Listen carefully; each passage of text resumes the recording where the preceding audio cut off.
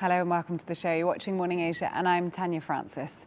It's Friday, let's get into it. Coming up on the show today, we'll bring you the latest on the US military's sixth consecutive night launching a new wave of strikes against Iran as today's top story. And in the papers, we look at diplomacy in Asia, a green energy milestone in India, shifting plans in the Middle East and economic debates down under.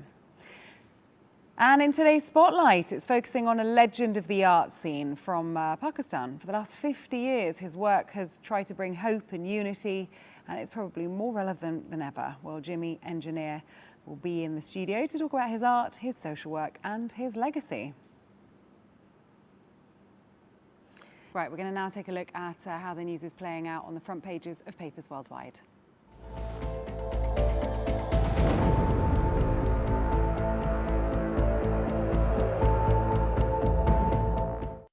Okay, we're going to start with China Daily this morning. The headline, Xi Jinping calls for strengthening relations with Kazakhstan. So Chinese President Xi Jinping met with Kazakh President Kassym-Jomart Tokayev in Shanghai on Thursday on the sidelines of the 2026 World AI Conference. President Xi called for strengthening strategic cooperation between the two countries and urging both nations to align their development strategies and deepen pragmatic collaboration. Their key areas of focus that they discussed included trade, energy, digital economy and artificial intelligence. And Xi also emphasized efforts under the Global Develop Initiative, Global Security Initiative and the Global Civilization Initiative, saying that this partnership is rooted in decades of history and trust. Next up, The Guardian. We'll go to the UK. According to an exclusive report, Trump's Board of Peace has scaled back its ambitious plan to rebuild Gaza. So instead of a full reconstruction, the plan is now reduced to a small pilot project for a temporary camp in southern Gaza. Officials say the goal now is to keep something going and keep the ball in play. A few Moroccan and Kosovan officers have arrived as part of an international stabilization force, but major construction has not yet begun. Diplomats in Jerusalem say that progress remains very limited and any future coalition is expected to take a more flexible approach. To the Dhaka Tribune, beyond Farakka, Bangladesh pushes for climate-resilient Ganges water treaty. So Bangladesh is aggressively pushing India for a new climate-resilient Ganges water sharing treaty as the current third-year agreement rapidly approaches its expiration date in December of this year. Negotiations between Dhaka and New Delhi have intensified, while Bangladeshi officials indicate that the existing water sharing mathematical formula remains broadly acceptable and are fiercely demanding the reinstatement of a legally backed guarantee clause. So the mechanism mirrors the historic 1977 Ganges agreement, aiming to secure predictable and uncompromised water flow during the critical dry season.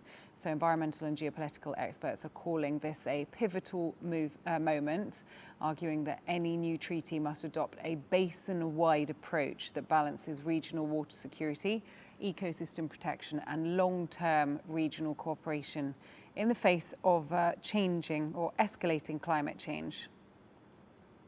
To Pakistan's Daily Times, shifting the focus to Washington, Vance accuses Israelis of undermining Iran negotiations. So US Vice President J.D. Vance has launched his sharpest public criticism yet against elements of the Israeli government.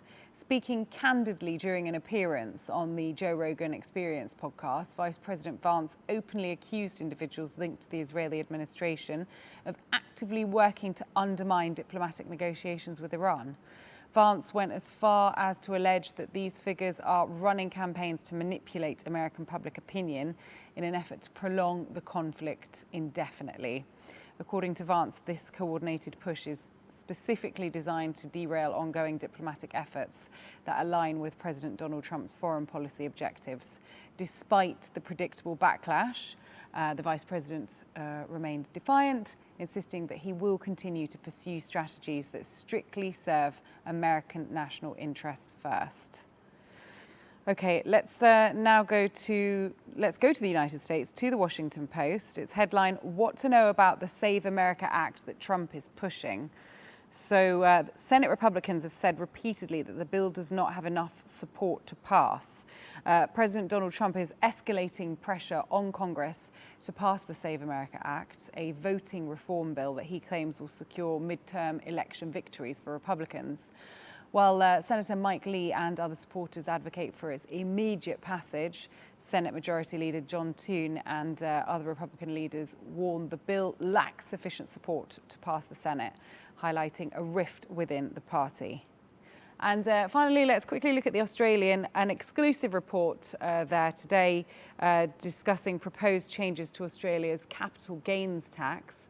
Analysts are warning that the changes could impact younger Australians, housing affordability and retirement savings as the debate continues on how to balance revenue and growth.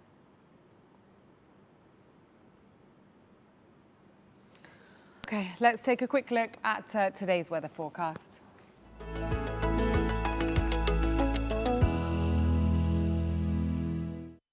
Okay, we begin our global tour right here in Pakistan's capital in Islamabad.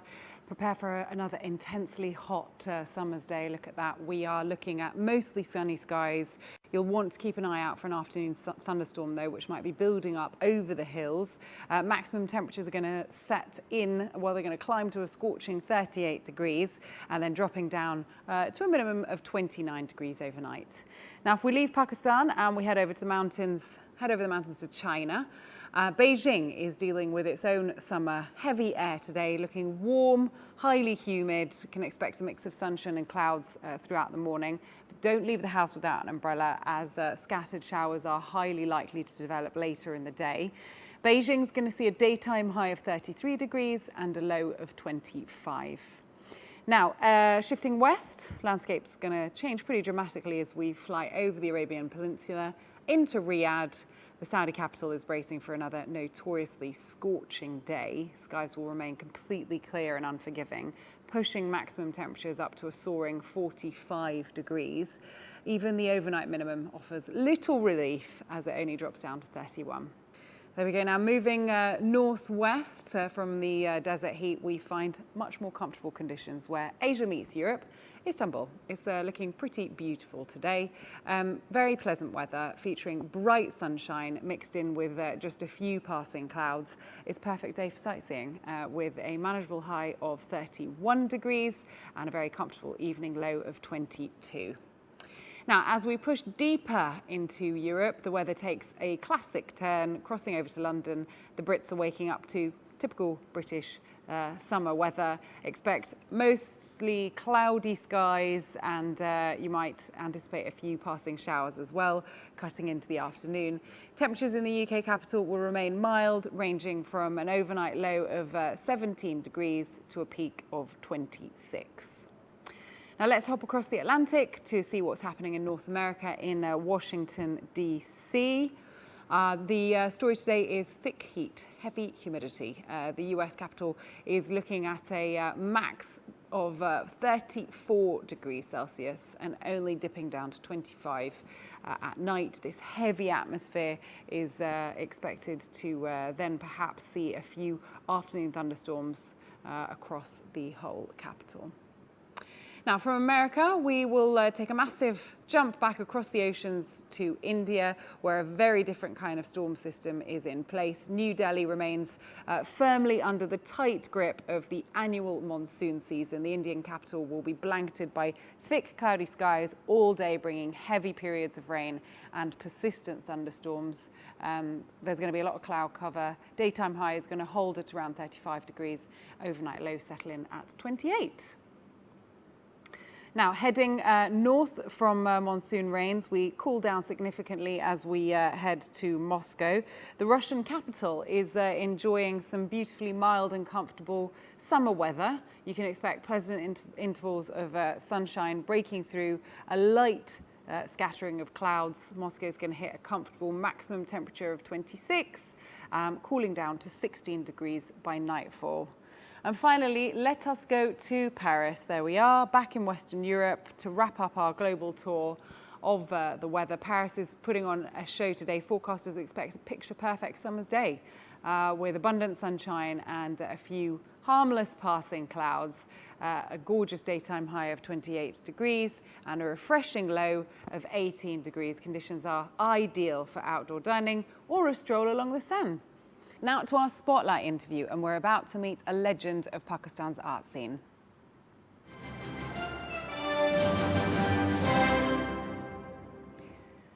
Jimmy Engineer has shaped Pakistan's art scene for over 50 years. He started his career by painting stories about the partition and has since made over 3,000 paintings, with many having been showcased in national galleries around the world.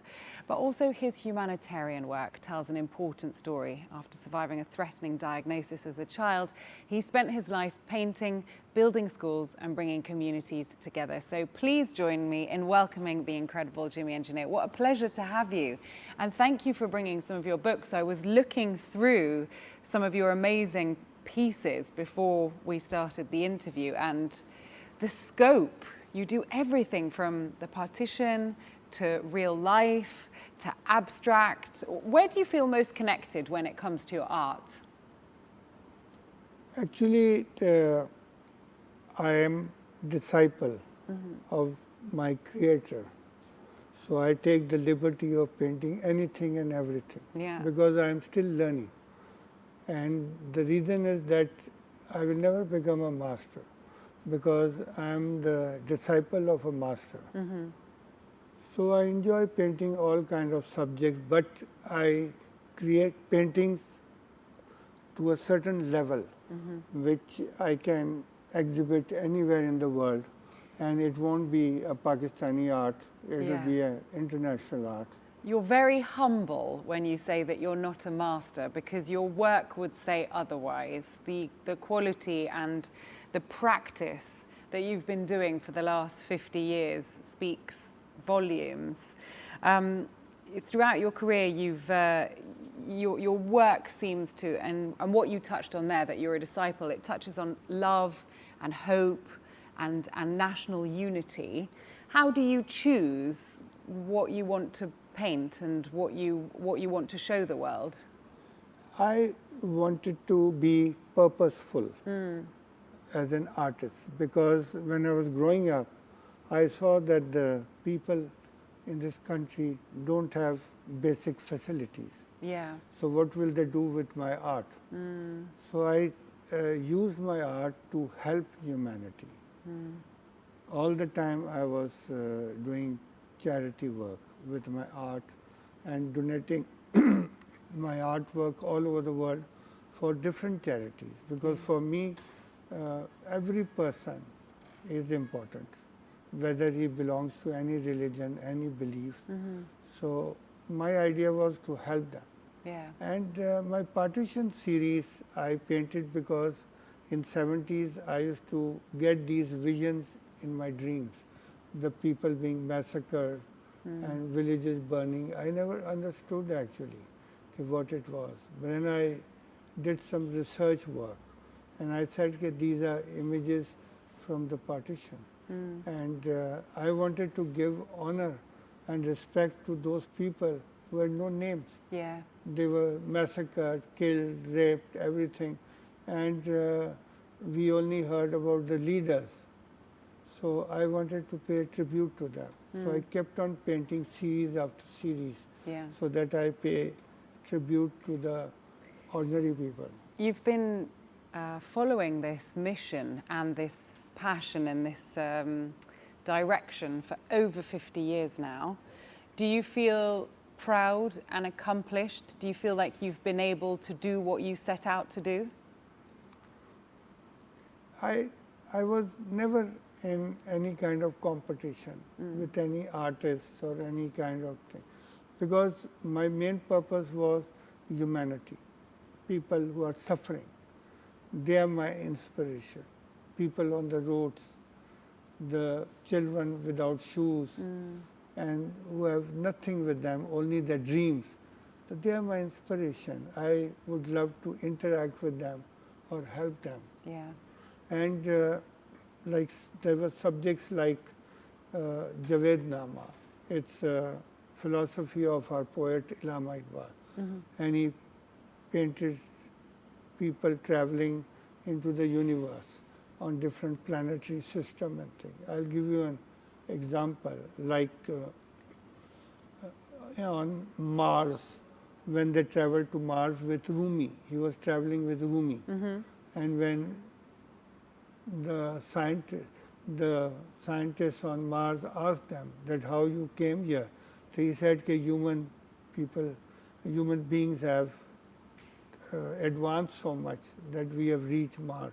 But he wrote at a time when there was no indication that anybody will go to the Mars. It was in the 30s, 1930s or before that. Then he predicted the breaking of Russia. So when I was painting that painting, some Russian visitor came and saw and said, "What have you painted here?" I said, "Our poet said that Russia will break up." So now his vision, you can imagine how he imagined that Russia will break up. So I was painting that, and I painted that. And they were praying scene of Jamaluddin Afghani and Sayyid Pasha. And then they point down on the earth, they said, "What is this?" So then Iqbal says that this is the breaking of Russia. So he had a great vision, our poet. So I painted that vision, and then he said that it was his great desire that somebody should paint this. But nobody painted this after his death also. Then his son called me to his house and he said, "Please fulfill my father's desire of this great work." So I painted a 10 feet by 15 feet mural and showing all the planetary system and everything. And I fulfilled his desire. Then I read his letters. His letters said that only an artist would never be able to paint this. Anybody who has highly developed sixth sense can only paint this kind of painting. So then I fulfilled his desire. So I was happy that I could do that. Yeah, you find happiness in your work. I was reading some articles in preparation to speaking to you, and in one of your interviews in the past, you've said you want to promote a positive image of Pakistan. A lot of what inspires you is not very positive. It's hard lives for many people. How do you balance that? Do you feel like you have been able to show the world a positive image of Pakistan? I always believed that Pakistan was always positive, but internationally there was so much negativity written about us. So I was trying to balance that by showing my artwork in different countries and showing them that if we were negative, then I wouldn't be able to create such kind of artwork. And then in '88, I was selected for the National Endowment of the Arts Award, USA. I was the only Pakistani to ever get that award. Or rather, in the Asia, they had not given to anybody. So I was a guest there for 75 days in USA. And then I was taken around to museums and galleries and things like that. So it was an achievement. I was happy that I could achieve this for my country. Then in China, I got the Peace Medal. Then in Canada, I got the World Peace Ambassador Award. And like that, in many countries, I was honored. So I felt good working for my country and trying to. And nowadays, I think Pakistan is in the news of many countries. But this was predicted by my Sufi master. What, this period of conflict and of Pakistan mediating? He told me, Sufi Barkat Ali of Faisalabad, he said that time will come when many countries' decisions will be taken in Pakistan. Wow. So it was a prediction. And he had predicted that my artwork will also travel all over the world, and whether I like it or I don't like it. So do you like it? I feel that there is no end to achievements actually. And I think every day try to improve myself and try to do more positive things Yeah. and inspire a lot of people. Other you people. know. What inspires you to keep doing this work? I know that early on in life, you recovered from what could have been quite a fatal diagnosis. Does that still stay with you now to motivate you, or have other things stepped in? No, that miracle changed my life, the way I think.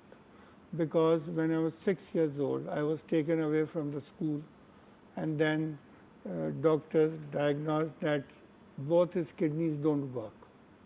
So they said nobody in this world can ever live if both the kidneys are not functioning. So naturally my parents were quite sad. But after a month, a lot of children who had the same problem, they passed away. But I did not die. So my parents were wondering, how come I'm still living? So the doctor said it's not possible. So you bring your child and we want to check. So they checked whether there was some operation, but at that time, nowhere in the world there was this kidney transplant or anything like that. So the doctors then saw the old reports. They made new x-rays and they told my parents that a miracle has happened. His body has 2 brand new kidneys in my body. So I had 2 brand new kidneys, and we have a very good institution, SIUT, and Dr. Adibul Hassan Rizvi, very famous doctor. So I got myself checked after 60 years about the kidney. So they saw and they said the kidney is in the same state what it was so many years back. Wait, the first diagnosis or the second one? No, the second one, the miracle. They're still looking good. I had no kidneys functioning, so there was nothing in my body functioning, but I still survived. And when you had when the diagnosis of your kidneys not working, were you not feeling well? Were you feeling ill? I was ill. You were ill, okay. I was ill because I was 6 years old, so I still remember how I felt and everything. But then nature took over. So that is why I am repaying to the nature. I am repaying to my creator. I am not repaying to human beings and things like that, but I am paying to my creator for your second for giving chance. me a second chance. Yeah. And then when the creator supports you directly, then he gives you certain energies to be able to understand situation. You can visualize things. Your inner voice tells you what to do and what not to do. I took some very long walks throughout my country. Yeah. I walked for 1 year and I walked 20, 25 kilometers every day. I went village to village. That's incredible. I want to pick up on what you said about that inner voice, because lots of people, I think everyone probably has it, but not everyone can connect to it. What would your kind of guidance be in helping people connect to their inner voice so they can live an aligned life? You see, I'm sitting in my house and all of a sudden I get some message. So I get up and I go for it. Whether it tells me, like in 2001, I had an intuition that there'll be a war between India and Pakistan. So I said I will do a peace walk between India and Pakistan. So I made a special dress. So when September 11 came in 2001, then the journalist said, you must have thought about Afghanistan. I said, no. I said, India. So in October, first statement came, warlike statement from India and Pakistan. And I was prepared to walk from Islamabad to New Delhi. And my sponsor had arranged, the Tricon company had arranged with some ex-prime minister that he will come and you will receive and things like that. He'll walk right through. But exactly what I saw happened. Both the countries kicked out all their diplomats the ambassadors and everything. So you knew So when something I- was coming. Yes, I knew that would happen. But I knew that war won't take place because I was carrying both the flags of Pakistan and India on my chest. And people in my country said, why are you carrying India's flag? I said, we have to do peace with them. We Yeah. cannot have peace on a just Yeah. our basis. It's a very important message and way of thinking, especially considering the world at the moment and all But of the then conflict I we're walked till seeing. the border. There was no diplomatic ties, so I couldn't cross over. The gates were open. The international media was there. They said cross. Breaking news. So I said, what will happen when they throw me out? Then your same media will tell me, look, they kicked him out. So I never used to do any kind of such emotional kind of decisions. I used to think first, okay, what is going to happen if I do. Yeah. But that shirt now is in the Peace Museum of Beijing. Wow, in Beijing, how captain. incredible. Well, thank you so much for sharing that story and for sharing a little bit about your fascinating life. I wish you all the best. I know that you are working on another book, so I wish you the best for that. And Jimmy, thank you. Very kind of you. Thank you. Thank you. Jimmy Engineer there with stories about his incredible life and art. There we go. Well, it's Friday and it's time for us to say goodbye for the week. Have a brilliant weekend. The next time I see you, we'll know who's won the World Cup, so that's pretty exciting.